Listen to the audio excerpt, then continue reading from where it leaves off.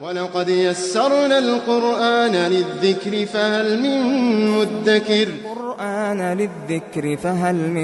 مدكر Соңген нақты сұрақтағы сөз.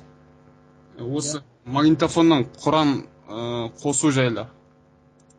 Соның үкімі қалай? Пайғамбарымыз саллаллаху алейхи хадистер келеді, то что яғни Бақара сүресі оқылған үйден шайтандар қашады деген. Осы магнитофоннан Бақара сүресін қосып қойсақ, осы үкім кіре ме осыған? Сол хадиске. Енді үйде Құран қойып қою жақсы нәрсе. Бірақ ол құлшылық емес. Наби саллаллаху алейхи вассалам сүннетін орындау ол құлшылық бол. Ол не? Бақара сүресін оқу, құлшылық бол. Құлшылық болатын о радиомен болмайды. О немен болады? Адамның істеген жұмысымен болады. Сол үшін қазіргі күнде кейбір елдерде азанды кассетамен қоюға әрекет қылып жатыр біреулер. Кейбір араб елдерінде ғой таралып кеткен.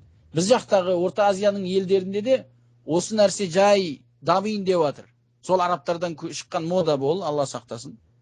Алланың шариғатындағы ең негіз болған амалдарды кассета орындайын деп жатыр. Яғни сонша адамдарға бәле келіп құрып кеткен сияқты бір азанды орындайтын адам жоқтай кассета бүткіл елдің бәріне бір дыбыспен азан айтылуды заңдастырып жатқан жерлер бар. Олардың бәрі құлшылықтар. Құлшылық тек қана адам мұсылманнан болады.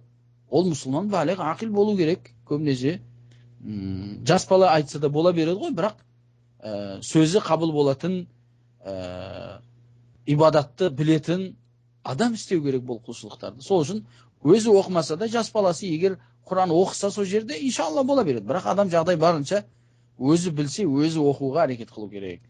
Аллаху алам.